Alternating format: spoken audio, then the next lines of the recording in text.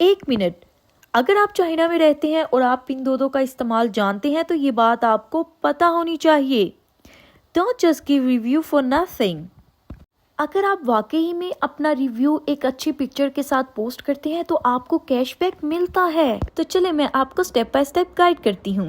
अगर आपके ऑर्डर के ऊपर इस तरह ऑरेंज कलर की लाइन शो होगी और उसके अंदर ग्रीन कलर का विशिन का लोगो होगा तो इसका मतलब होगा कि आपको कैशबैक मिलेगा अगर आप अच्छे से रिव्यू देंगे।